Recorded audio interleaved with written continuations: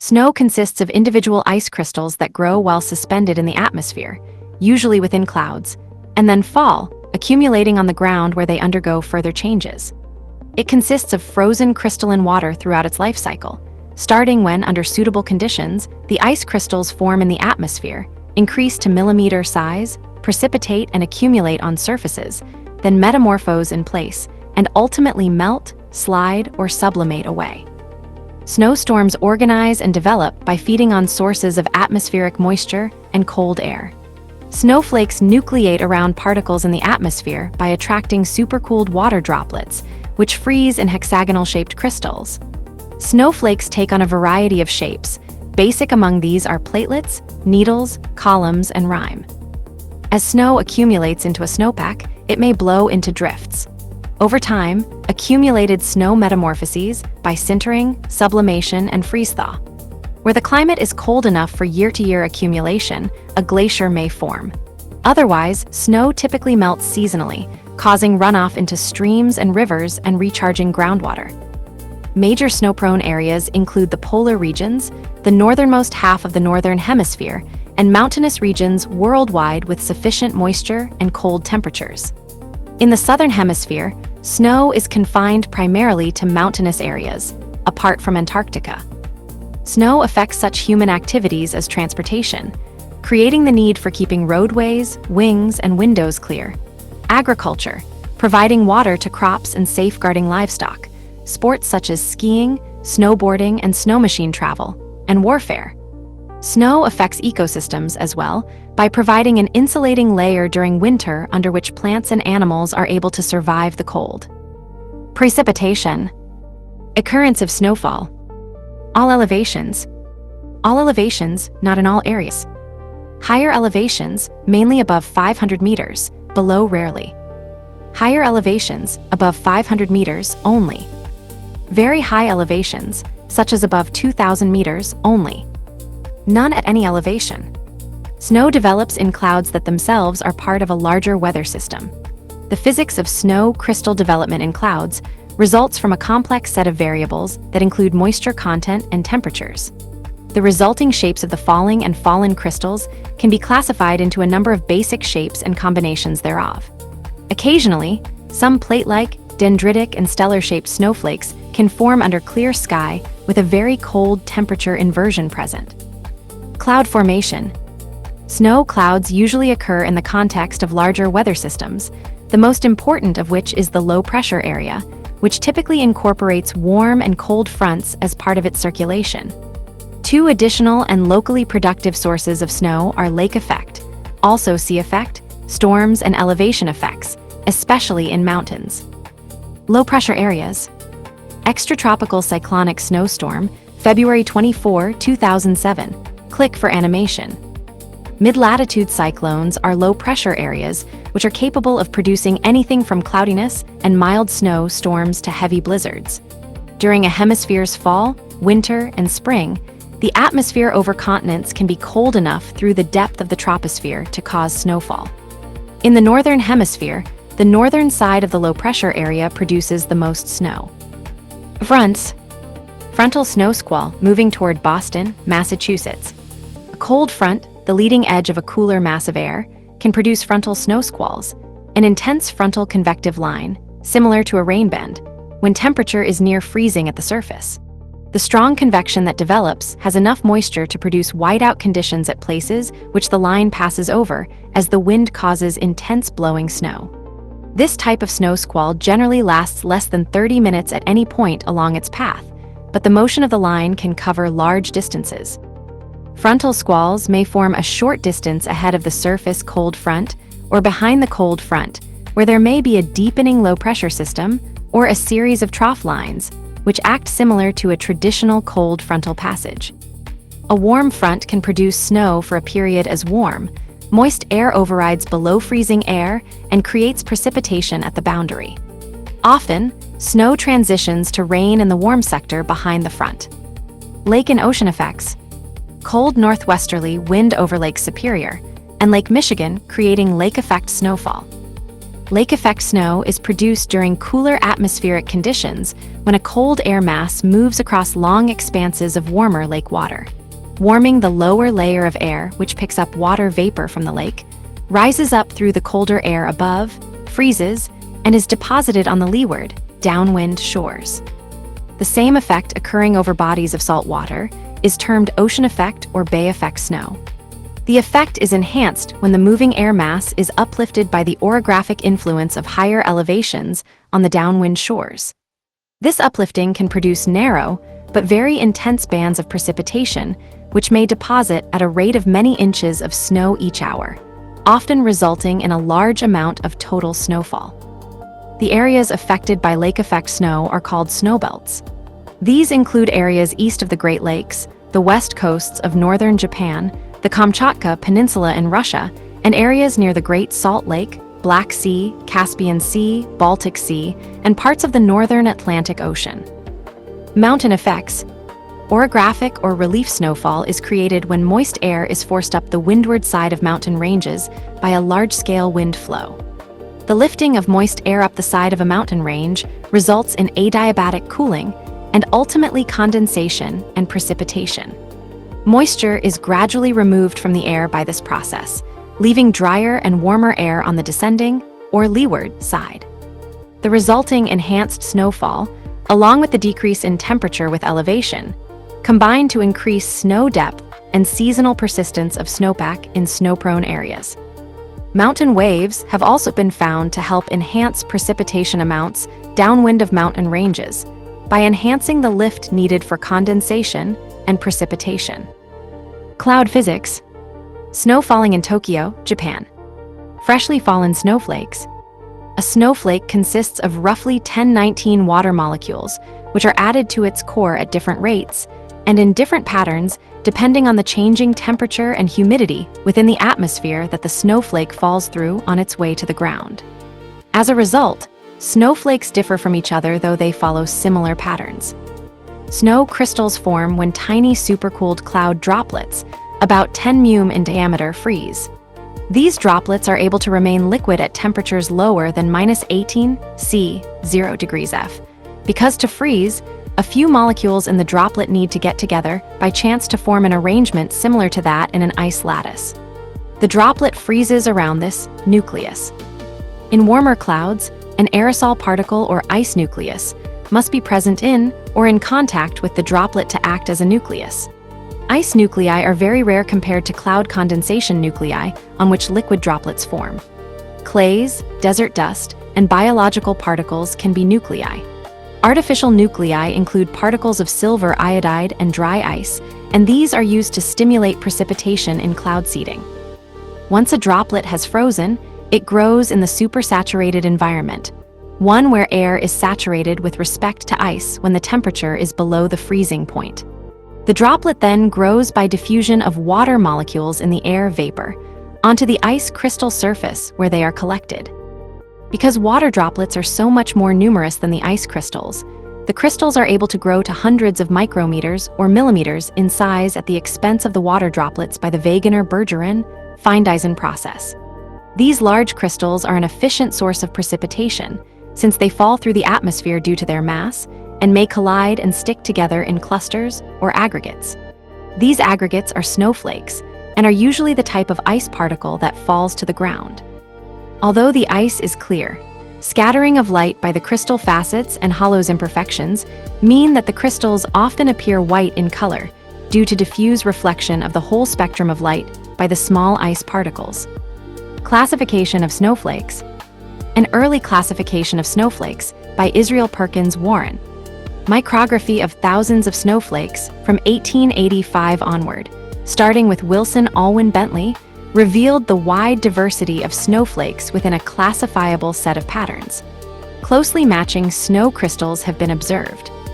Yukihiro Nakaya developed a crystal morphology diagram, relating crystal shapes to the temperature and moisture conditions under which they formed, which is summarized in the following table. Crystal structure morphology as a function of temperature and water saturation, temperature range, saturation range, types of snow crystal. Degrees C, degrees F, GM3, Oz/Couillard, below saturation, above saturation, 0 to -3. 532 to 26, 0 to 0.5, 0 to 0.013. Solid plates, thin plates, dendrites, -3. 5 to -10, 26 to 14, 0.5 to 1.2, 0.013 to 0.032. Solid prisms, hollow prisms, needles, -10 to -22. 14 to -8, 1.2 to 1.4, 0.032 to 0.038. Thin plates, solid plates. Sectored plates, dendrites. -22 to -40, -8 to -40, 1.2 to 0.1, 0.0324 to 0.002. 7 thin plates, solid plates, columns, prisms. Nikaya discovered that the shape is also a function of whether the prevalent moisture is above or below saturation.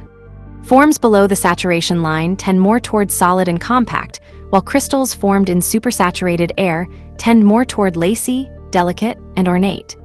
Many more complex growth patterns also form, which include side planes, bullet rosettes, and planar types, depending on the conditions and ice nuclei. If a crystal has started forming in a column growth regime at around -5 degrees C, 23 degrees F, and then falls into the warmer plate-like regime, plate or dendritic crystals sprout at the end of the column, producing so-called capped columns. Maginot and Lee devised a classification of freshly formed snow crystals that includes 80 distinct shapes. They documented each with micrographs. Accumulation. An animation of seasonal snow changes based on satellite imagery. Snow accumulates from a series of snow events, punctuated by freezing and thawing over areas that are cold enough to retain snow seasonally or perennially. Major snow-prone areas include the Arctic and Antarctic, the Northern Hemisphere, and alpine regions. The liquid equivalent of snowfall may be evaluated using a snow gauge or with a standard rain gauge, adjusted for winter by removal of a funnel and inner cylinder.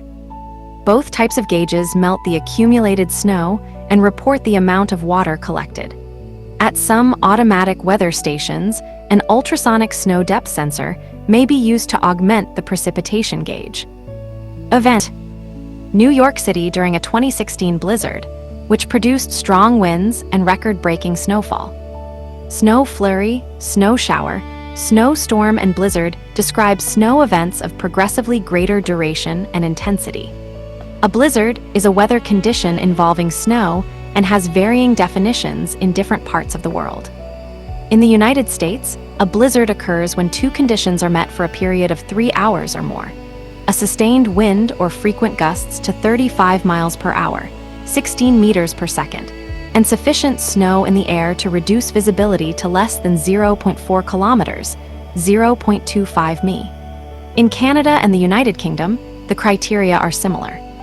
While heavy snowfall often occurs during blizzard conditions, falling snow is not a requirement, as blowing snow can create a ground blizzard.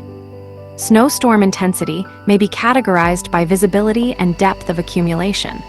Snowfall's intensity is determined by visibility, as follows. Light, visibility greater than 1 kilometer, 0.6 mi. Moderate, visibility restrictions between 0.5 and 1 kilometer, 0.3 and 0.6 mi. Heavy, visibility is less than 0.5 kilometers, 0.3 mi. Snow squalls may deposit snow in bands that extend from bodies of water as lake event, weather, or result from the passage of an upper-level front. The International Classification for Seasonal Snow on the Ground defines height of new snow as the depth of freshly fallen snow, in centimeters as measured with a ruler, that accumulated on a snowboard during an observation period of 24 hours or other observation interval. After the measurement, the snow is cleared from the board, and the board is placed flush with the snow surface to provide an accurate measurement at the end of the next interval.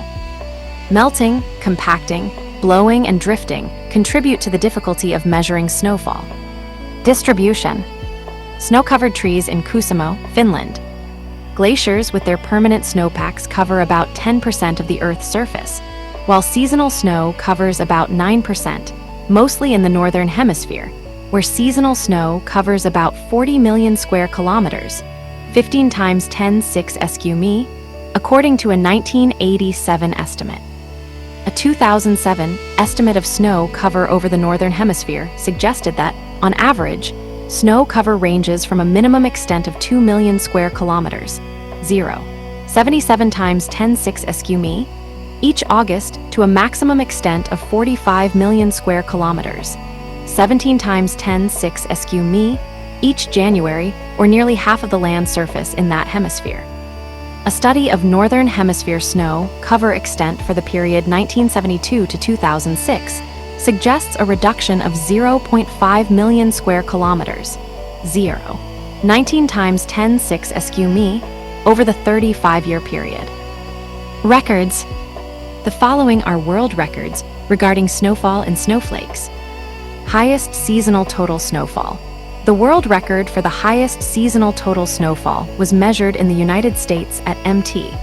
Baker Ski Area, outside of the city of Bellingham, Washington during the 1998 to 1999 season.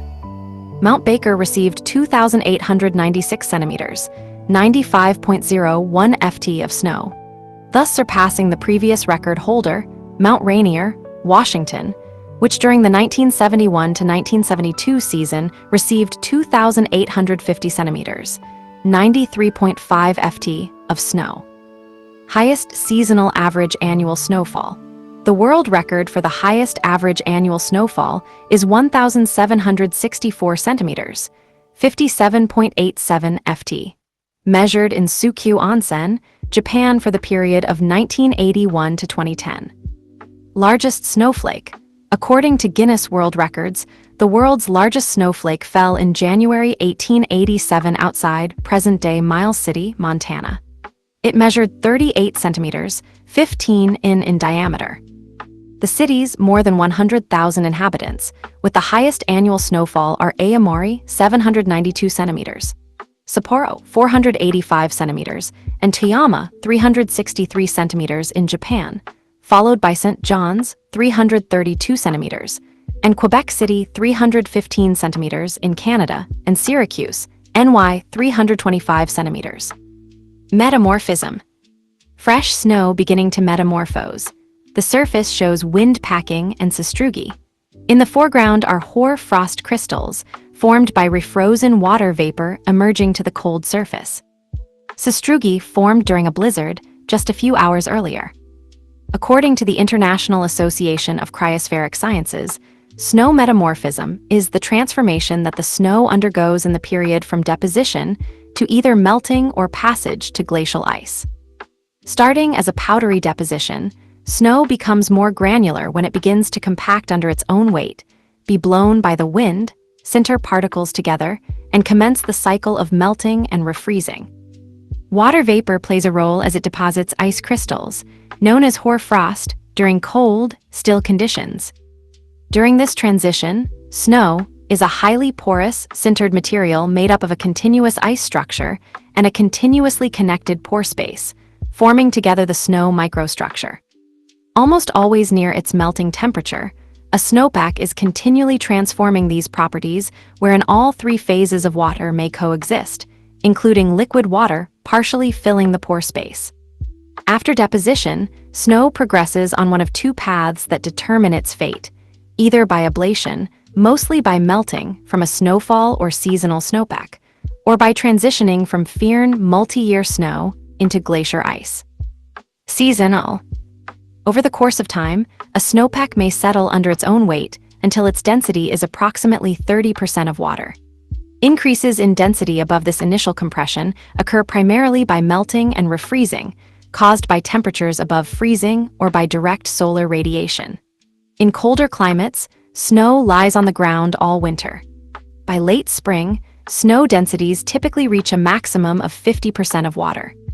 Snow that persists into summer evolves into névé, granular snow, which has been partially melted, refrozen, and compacted. Névé has a minimum density of 500 kilograms per cubic meter, 31 pounds/ft, which is roughly half of the density of liquid water. Firn. Firn metamorphosed multi-year snow. Firn is snow that has persisted for multiple years and has been recrystallized into a substance denser than névé, yet less dense and hard than glacial ice. Firn resembles caked sugar and is very resistant to shoveling. Its density generally ranges from 550 to 830 kilograms per cubic meter, 34 to 52 pounds/ft, and it can often be found underneath the snow that accumulates at the head of a glacier. The minimum altitude that firn accumulates on a glacier is called the firn limit, firn line, or snow line. Movement. There are four main mechanisms for movement of deposited snow: drifting of unsintered snow, avalanches of accumulated snow on steep slopes, snowmelt during thaw conditions, and the movement of glaciers after snow has persisted for multiple years and metamorphosed into glacier ice. Drifting. Snow drifts forming around downwind obstructions. When powdery snow drifts with the wind from the location where it originally fell, forming deposits with a depth of several meters in isolated locations. After attaching to hillsides, blown snow can evolve into a snow slab, which is an avalanche hazard on steep slopes. Avalanche. A powder snow avalanche. An avalanche, also called a snowslide or snowslip, is a rapid flow of snow down a sloping surface. Avalanches are typically triggered in a starting zone from a mechanical failure in the snowpack, slab avalanche, when the forces on the snow exceed its strength, but sometimes only with gradually widening, loose snow avalanche. After initiation, avalanches usually accelerate rapidly and grow in mass and volume as they entrain more snow. If the avalanche moves fast enough, some of the snow may mix with the air, forming a powder snow avalanche, which is a type of gravity current. They occur in three major mechanisms. Slab avalanches occur in snow that has been deposited or redeposited by wind. They have the characteristic appearance of a block, slab, of snow cut out from its surroundings by fractures. These account for most backcountry fatalities. Powder snow avalanches result from a deposition of fresh, dry powder and generate a powder cloud, which overlies a dense avalanche. They can exceed speeds of 300 kilometers per hour, 190 miles per hour, and masses of 10 million tons, 9,800,000 long tons, 11 million short tons.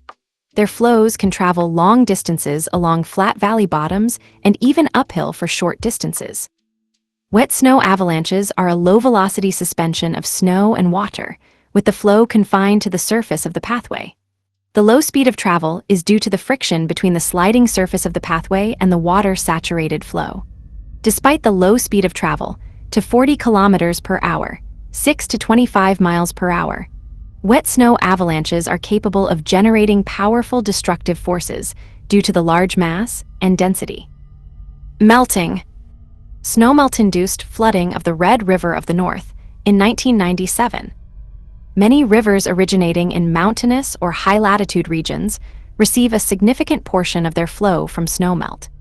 This often makes the river's flow highly seasonal, resulting in periodic flooding during the spring months, and at least in dry mountainous regions like the mountain, west of the US, or most of Iran and Afghanistan, very low flow for the rest of the year. In contrast, if much of the melt is from glaciated or nearly glaciated areas, the melt continues through the warm season, with peak flows occurring in mid to late summer. Glaciers.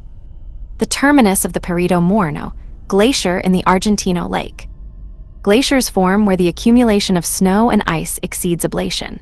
The area in which an alpine glacier forms is called a cirque, corrie, or cum, a typically armchair-shaped geological feature, which collects snow, and where the snowpack compacts under the weight of successive layers of accumulating snow, forming névé. Further crushing of the individual snow crystals and reduction of entrapped air in the snow turns it into glacial ice. This glacial ice will fill the cirque until it overflows through a geological weakness or an escape route, such as the gap between two mountains. When the mass of snow and ice is sufficiently thick, it begins to move due to a combination of surface slope, gravity, and pressure. On steeper slopes, this can occur with as little as 15 m, 49 ft of snow ice. Science. Scientists study snow at a wide variety of scales that include the physics of chemical bonds and clouds, the distribution, accumulation, metamorphosis, and ablation of snowpacks, and the contribution of snowmelt to river hydraulics and ground hydrology. In doing so, they employ a variety of instruments to observe and measure the phenomena studied. Their findings contribute to knowledge applied by engineers, who adapt vehicles and structures to snow, by agronomists, who address the availability of snowmelt to agriculture, and those who design equipment for sporting activities on snow. Scientists develop and others employ snow classification systems that describe its physical properties at scales ranging from the individual crystal to the aggregated snowpack. A subspecialty is avalanches, which are of concern to engineers and outdoor sports people alike. Snow science addresses how snow forms, its distribution, and processes affecting how snowpacks change over time. Scientists improve storm forecasting, study global snow cover, and its effect on climate, glaciers, and water supplies around the world. The study includes physical properties of the material as it changes, bulk properties of in-place snowpacks, and the aggregate properties of regions with snow cover. In doing so, they employ on-the-ground physical measurement techniques to establish ground truth and remote sensing techniques to develop understanding of snow-related processes over large areas. Measurement and classification. In the field, snow scientists often excavate a snow pit within which to make basic measurements and observations. Observations can describe features caused by wind, water percolation, or snow unloading from trees. Water percolation into a snowpack can create flow fingers and ponding or flow along capillary barriers, which can refreeze into horizontal and vertical solid ice formations within the snowpack. Among the measurements of the properties of snowpacks that the International Classification for Seasonal Snow on the Ground includes are snow height, snow water equivalent, snow strength, and extent of snow cover. Each has a designation with a code and detailed description. The classification extends the prior classifications of Nakaya and his successors to related types of precipitation and are quoted in the following table. Snow pit on the surface of a glacier profiling snow properties, where the snow becomes increasingly dense with depth as it turns to ice. Frozen precipitation particles related to snow crystals subclass shape physical process. A Gruppel heavily rimed particles, spherical, conical, hexagonal, or irregular in shape, heavy riming of particles by accretion of supercooled water droplets, hail laminar internal structure, translucent or milky glazed surface growth by accretion of supercooled water, size. Greater than 5 millimeters ice pellets, transparent, mostly small spheroids, freezing of raindrops or refreezing of largely melted snow crystals or snowflakes sleet. Graupel or snow pellets encased in thin ice layer, small hail. Size. Both 5 millimeters rime irregular deposits or longer cones and needles pointing into the wind accretion of small, supercooled fog droplets frozen in place. Thin breakable crust forms on snow surface if process continues long enough. All are formed in cloud, except for rime, which forms on objects exposed to supercooled moisture. It also has a more extensive classification of deposited snow than those that pertain to airborne snow. The categories include both natural and man-made snow types, descriptions of snow crystals as they metamorphose and melt, the development of hoar frost in the snowpack, and the formation of ice therein. Each such layer of a snowpack differs from the adjacent layers by one or more characteristics that describe its microstructure or density, which together define the snow type and other physical properties. Thus, at any one time, the type and state of the snow forming a layer have to be defined because its physical and mechanical properties depend on them. Physical properties include microstructure, grain size and shape, snow density, liquid water content, and temperature. When it comes to measuring snow cover on the ground, typically 3 variables are measured: the snow cover extent SCE, the land area covered by snow, snow cover duration SD, how long a particular area is covered by snow, and the snow accumulation, often expressed as snow water equivalent SWE, which expresses how much water the snow would be if it were all melted. This last one is a measurement of the volume of the snowpack. To measure these variables, a variety of techniques are used: surface observations, remote sensing, land surface models, and reanalysis products. These techniques are often combined to form the most complete datasets. Satellite data. Remote sensing of snowpacks with satellites and other platforms typically includes multispectral collection of imagery.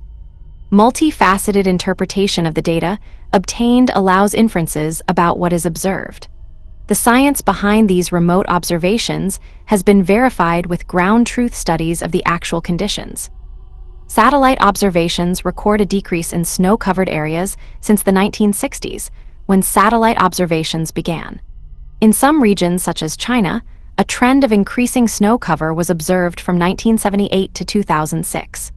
These changes are attributed to global climate change, which may lead to earlier melting and less coverage area. In some areas, snow depth increases because of higher temperatures in latitudes north of 40 degrees. For the Northern Hemisphere as a whole, the mean monthly snow cover extent has been decreasing by 1.3% per decade. The most frequently used methods to map and measure snow extent, snow depth and snow water equivalent, employ multiple inputs on the visible infrared spectrum to deduce the presence and properties of snow. The National Snow and Ice Data Center, NSIDC, uses the reflectance of visible and infrared radiation to calculate a normalized difference snow index, which is a ratio of radiation parameters that can distinguish between clouds and snow. Other researchers have developed decision trees, employing the available data to make more accurate assessments. One challenge to this assessment is where snow cover is patchy, for example during periods of accumulation or ablation, and also in forested areas. Cloud cover inhibits optical sensing of surface reflectance, which has led to other methods for estimating ground conditions underneath clouds. For hydrological models, it is important to have continuous information about the snow cover.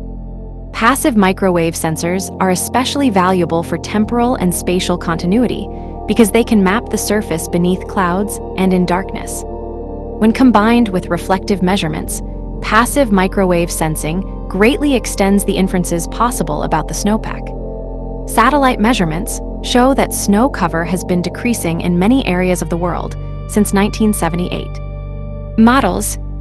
Snowfall and snowmelt are parts of the Earth's water cycle. Snow science often leads to predictive models that include snow deposition, snow melt, and snow hydrology, elements of the Earth's water cycle, which help describe global climate change. Global climate change models, GCMs, incorporate snow as a factor in their calculations.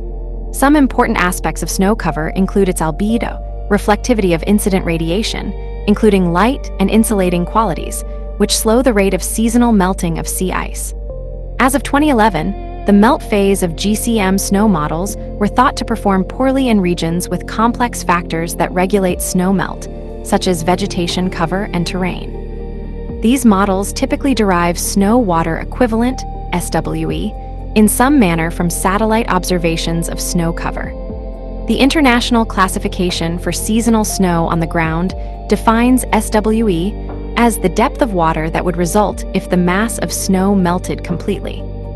Given the importance of snowmelt to agriculture, hydrological runoff models that include snow in their predictions address the phases of accumulating snowpack, melting processes, and distribution of the meltwater through stream networks and into the groundwater. Key to describing the melting processes are solar heat flux, ambient temperature, wind, and precipitation. Initial snowmelt models used a degree-day approach that emphasized the temperature difference between the air and the snowpack to compute snow water equivalent, SWE. More recent models use an energy balance approach that take into account the following factors to compute QM, the energy available for melt. This requires measurement of an array of snowpack and environmental factors to compute 6 heat flow mechanisms that contribute to QM. Effects on civilization. Snow routinely affects civilization in 4 major areas: transportation, agriculture, structures, and sports. Most transportation modes are impeded by snow on the travel surface. Agriculture often relies on snow as a source of seasonal moisture. Structures may fail under snow loads. Humans find a wide variety of recreational activities in snowy landscapes. It also affects the conduct of warfare. Transportation. Snow affects the rights-of-way of highways, airfields, and railroads. The snowplow is common to all workers, though roadways take anti-icing chemicals to prevent bonding of ice and airfields may not. Railroads rely on abrasives for track traction. Highway. Traffic stranded in a 2011 Chicago snowstorm. Reduced visibility on Ontario Highway 401 in Toronto due to a snow squall. In the late 20th century, an estimated $2 billion was spent annually in North America on roadway winter maintenance, owing to snow and other winter weather events, according to a 1994 report by Kummel. The study surveyed the practices of jurisdictions within 44 U.S. states and 9 Canadian provinces. It assessed the policies, practices, and equipment used for winter maintenance. It found similar practices and progress to be prevalent in Europe. The dominant effect of snow on vehicle contact with the road is diminished friction. This can be improved with the use of snow tires, which have a tread designed to compact snow in a manner that enhances traction. The key to maintaining a roadway that can accommodate traffic during and after a snow event is an effective anti-icing program that employs both chemicals and plowing. The Federal Highway Administration Manual of Practice for an effective anti-icing program emphasizes anti-icing procedures that prevent the bonding of snow and ice to the road.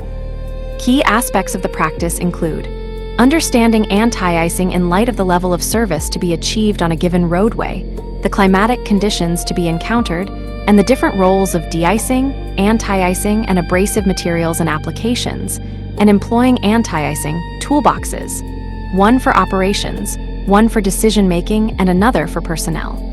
The elements to the toolboxes are: operations addresses the application of solid and liquid chemicals using various techniques, including per-wetting of chloride salts. It also addresses plowing capability, including types of snowplows and blades used. Decision-making combines weather forecast information with road information to assess the upcoming needs for application of assets and the evaluation of treatment effectiveness with operations underway. Personnel addresses training and deployment of staff to effectively execute the anti-icing program, using the appropriate materials, equipment, and procedures. The manual offers matrices that address different types of snow and the rate of snowfall to tailor applications appropriately and efficiently. Snow fences, constructed upwind of roadways, control snow drifting by causing wind-blown, drifting snow to accumulate in a desired place. They are also used on railways. Additionally, farmers and ranchers use snow fences to create drifts in basins for a ready supply of water in the spring. Aviation. De-icing an aircraft during a snow event. In order to keep airports open during winter storms, runways and taxiways require snow removal. Unlike roadways, where chloride chemical treatment is common to prevent snow from bonding to the pavement surface, such chemicals are typically banned from airports because of their strong corrosive effect on aluminum aircraft. Consequently, mechanical brushes are often used to complement the action of snow plows. Given the width of runways on airfields that handle large aircraft, vehicles with large plow blades, an echelon of plow vehicles or rotary snowplows are used to clear snow on runways and taxiways. Terminal aprons may require 6 hectares, 15 acres, or more to be cleared. Properly equipped aircraft are able to fly through snowstorms under instrument flight rules. Prior to takeoff, they require de-icing fluid during snowstorms to prevent accumulation and freezing of snow and other precipitation on wings and fuselages, which may compromise the safety of the aircraft and its occupants. In flight, aircraft rely on a variety of mechanisms to avoid rime and other types of icing in clouds. These include pulsing pneumatic boots, electrothermal areas that generate heat, and fluid dacers that bleed onto the surface. Rail. Railroads have traditionally employed 2 types of snow plows for clearing track: the wedge plow, which casts snow to both sides, and the rotary snowplow, which is suited for addressing heavy snowfall and casting snow far to one side or the other. Prior to the invention of the rotary snowplow ca. 1865, it required multiple locomotives to drive a wedge plow through deep snow. After clearing the track with such plows, a flanger is used to clear snow from between the rails that are below the reach of the other types of plows. Where icing may affect the steel-to-steel contact of locomotive wheels on track, abrasives, typically sand, have been used to provide traction on steeper uphills. Railroads employ snow sheds, structures that cover the track, to prevent the accumulation of heavy snow or avalanches to cover tracks in snowy mountainous areas, such as the Alps and the Rocky Mountains. Snowplows for different transportation modes. Trucks plowing snow on a highway in Missouri. Airport snow clearing operations include plowing and brushing. Swiss low-profile, train-mounted snow. Construction. Snow can be compacted to form a snow road and be part of a winter road route for vehicles to access isolated communities or construction projects during the winter. Snow can also be used to provide the supporting structure and surface for a runway, as with the Phoenix Airfield in Antarctica. The snow-compacted runway is designed to withstand approximately 60 wheeled flights of heavy-lift military aircraft a year. Agriculture. Satellite view of the Indus River Basin, showing snow in the mountain ranges, including the Himalayas, which feed the Indus River and its tributaries, and agricultural areas in eastern Pakistan and northwestern India that draw on them for irrigation. Snowfall can be beneficial to agriculture by serving as a thermal insulator, conserving the heat of the earth and protecting crops from sub-freezing weather. Some agricultural areas depend on an accumulation of snow during winter that will melt gradually in spring, providing water for crop growth, both directly and via runoff through streams and rivers, which supply irrigation canals. The following are examples of rivers that rely on meltwater from glaciers or seasonal snowpack as an important part of their flow on which irrigation depends. The Ganges, many of whose tributaries rise in the Himalayas, and which provide much irrigation in northeast India. The Indus River, which rises in Tibet and provides irrigation water to Pakistan from rapidly retreating Tibetan glaciers. And the Colorado River, which receives much of its water from seasonal snowpack in the Rocky Mountains and provides irrigation water to some 4 million acres, 1.6 million hectares. Structures. Extreme snow accumulation on building roofs. Snow is an important consideration for loads on structures. To address these, European countries employ Eurocode 1, Actions on Structures, Part 1 to 3, General Actions, Snow Loads.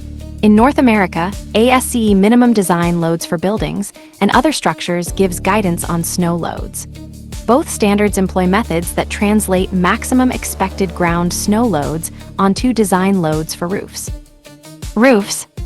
Icings resulting from meltwater at the bottom of the snow pack on the roof, flowing and refreezing at the eave as icicles, and from leaking into the wall via an ice dam.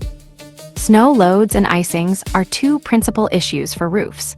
Snow loads are related to the climate in which a structure is sited. Icings are usually a result of the building or structure generating heat that melts the snow that is on it. Snow loads, the minimum design loads for buildings and other structures, gives guidance on how to translate the following factors into roof snow loads. Ground snow loads. Exposure of the roof. Thermal properties of the roof. Shape of the roof. Drifting. Importance of the building. It gives tables for ground snow loads by region and a methodology for computing ground snow loads that may vary with elevation from nearby measured values. The Eurocode 1 uses similar methodologies, starting with ground snow loads that are tabulated for portions of Europe. Icings, roofs must also be designed to avoid ice dams, which result from meltwater running under the snow on the roof and freezing at the eave. Ice dams on roofs form when accumulated snow on a sloping roof melts and flows down the roof, under the insulating blanket of snow, until it reaches below freezing temperature air, typically at the eaves. When the meltwater reaches the freezing air, ice accumulates, forming a dam, and snow that melts later cannot drain properly through the dam. Ice dams may result in damaged building materials or in damage or injury when the ice dam falls off or from attempts to remove ice dams. The melting results from heat passing through the roof under the highly insulating layer of snow. Utility lines in areas with trees. Utility distribution lines on poles are less susceptible to snow loads than they are subject to damage from trees falling on them, felled by heavy, wet snow. Elsewhere, snow can accrete on power lines as sleeves of rime ice. Engineers design for such loads, which are measured in kg/m, LB/FT and power companies have forecasting systems that anticipate types of weather that may cause such accretions. Rime ice may be removed manually, or by creating a sufficient short circuit in the affected segment of power lines to melt the accretions. Sports and recreation. Alpine skiing. Snow figures into many winter sports and forms of recreation, including skiing and sledding. Common examples include cross-country skiing, alpine skiing, snowboarding, snowshoeing, and snowmobiling. The design of the equipment used, for example skis and snowboards, typically relies on the bearing strength of snow and contends with the coefficient of friction bearing on snow. Skiing is by far the largest form of winter recreation. As of 1994, of the estimated 65 to 75 million skiers worldwide, there were approximately 55 million who engaged in alpine skiing. The rest engaged in cross-country skiing. Approximately 30 million skiers of all kinds were in Europe, 15 million in the US, and 14 million in Japan. As of 1996, there were reportedly 4,500 ski areas, operating 26,000 ski lifts and enjoying 390 million skier visits per year. The preponderant region for downhill skiing was Europe, followed by Japan and the US. Increasingly, ski resorts are relying on snowmaking, the production of snow by forcing water and pressurized air through a snow gun on ski slopes. Snowmaking is mainly used to supplement natural snow at ski resorts. This allows them to improve the reliability of their snow cover and to extend their ski seasons from late autumn to early spring. The production of snow requires low temperatures. The threshold temperature for snowmaking increases as humidity decreases. Wet bulb temperature is used as a metric since it takes air temperature and relative humidity into account. Snowmaking is a relatively expensive process in its energy consumption, thereby limiting its use.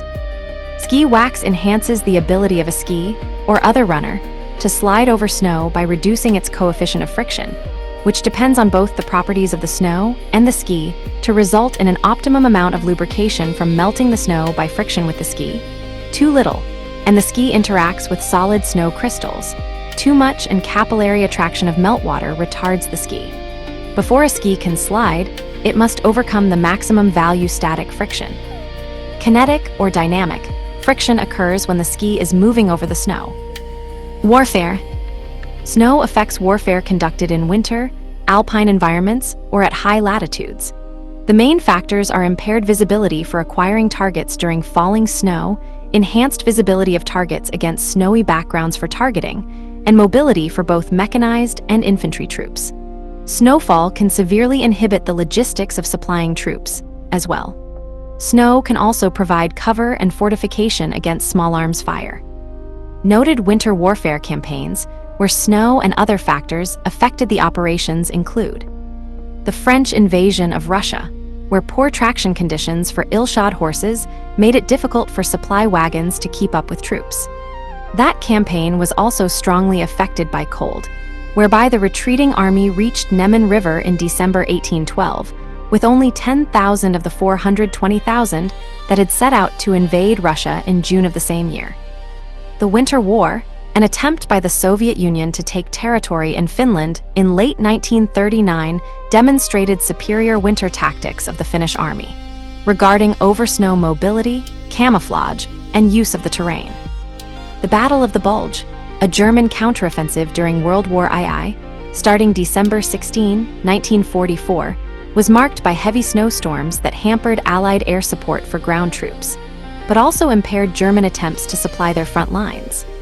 On the Eastern Front, with the Nazi invasion of Russia in 1941, Operation Barbarossa, both Russian and German soldiers had to endure terrible conditions during the Russian winter. While use of ski infantry was common in the Red Army, Germany formed only one division for movement on skis. The Korean War, which lasted from June 25, 1950, until an armistice on July 27, 1953, began when North Korea invaded South Korea. Much of the fighting occurred during winter conditions, involving snow, notably during the Battle of Chosin Reservoir, which was a stark example of cold affecting military operations, especially vehicles and weapons. Military operations in snow. Bivouac of Napoleon's Grand Armée during the winter retreat from Moscow. Finnish ski troops during the invasion of Finland by the Soviet Union. Army vehicles coping with snow during the Battle of the Bulge of World War II. Norwegian military preparations during the 2009 Cold Response Exercise. United States Navy SEALs training for winter warfare at Mammoth Mountain, California. Effects on plants and animals. Algae, Chlamydomonas nivalis, that thrive in snow form red areas in the sun cups on the snow surface. Plants and animals endemic to snowbound areas develop ways to adapt. Among the adaptive mechanisms for plants are freeze-adaptive chemistry, dormancy, seasonal dieback, survival of seeds. And for animals are hibernation, insulation, antifreeze chemistry, storing food, drawing on reserves from within the body, and clustering for mutual heat. Snow interacts with vegetation in two principal ways. Vegetation can influence the deposition and retention of snow, and conversely, the presence of snow can affect the distribution and growth of vegetation. Tree branches, especially of conifers, intercept falling snow and prevent accumulation on the ground. Snow suspended in trees ablates more rapidly than that on the ground, owing to its greater exposure to sun and air movement. Trees and other plants can also promote snow retention on the ground, which would otherwise be blown elsewhere or melted by the sun. Snow affects vegetation in several ways. The presence of stored water can promote growth, yet the annual onset of growth is dependent on the departure of the snowpack for those plants that are buried beneath it. Furthermore, avalanches and erosion from snowmelt can scour terrain of vegetation. Arctic fox, a predator of smaller animals that live beneath the snow. Snow supports a wide variety of animals both on the surface and beneath. Many invertebrates thrive in snow, including spiders, wasps, beetles, snow scorpionflies, and springtails. Such arthropods are typically active at temperatures down to -5 C, 23 degrees F. Invertebrates fall into two groups regarding surviving sub-freezing temperatures: freezing-resistant and those that avoid freezing because they are freeze-sensitive. The first group may be cold-hardy owing to the ability to produce antifreeze agents in their body fluids that allows survival of long exposure to sub-freezing conditions. Some organisms fast during the winter, which expels freezing-sensitive contents from their digestive tracts. The ability to survive the absence of oxygen in ice is an additional survival mechanism. Small vertebrates are active beneath the snow. Among vertebrates, alpine salamanders are active in snow at temperatures as low as C, 18 degrees F. They burrow to the surface in springtime and lay their eggs in melt ponds. Among mammals, those that remain active are typically smaller than 250 grams, 8.8 ounces. Omnivores are more likely to enter a torpor or be hibernators, whereas herbivores are more likely to maintain food caches beneath the snow. Voles store up to 3 kilograms, 6.6 pounds of food, and pikas up to 20 kilograms, 44 pounds. Voles also huddle in communal nests to benefit from one another's warmth. On the surface, wolves, coyotes, foxes, lynx, and weasels rely on these subsurface dwellers for food and often dive into the snowpack to find them. Outside of Earth, extraterrestrial snow includes water-based precipitation, but also precipitation of other compounds prevalent on other planets and moons in the solar system. Examples are: on Mars, observations of the Phoenix Mars lander revealed that water-based snow crystals occur at high latitudes. Additionally, carbon dioxide precipitates from clouds during the Martian winters at the poles and contributes to a seasonal deposit of that compound, which is the principal component of that planet's ice caps. On Venus, observations from the Magellan spacecraft revealed the presence of metallic substance, which precipitates as Venus snow and leaves a highly reflective substance at the tops of Venus's highest mountain peaks, resembling terrestrial snow. Given the high temperatures on Venus, the leading candidates for the precipitate are lead sulfide and bismuth, Roman 3 sulfide. On Saturn's moon, Titan, Cassini, Huygens spacecraft observations suggested the presence of methane or some other form of hydrocarbon-based crystalline deposits. On Pluto, New Horizons observations showed that methane condenses at high altitude and falls down as frost.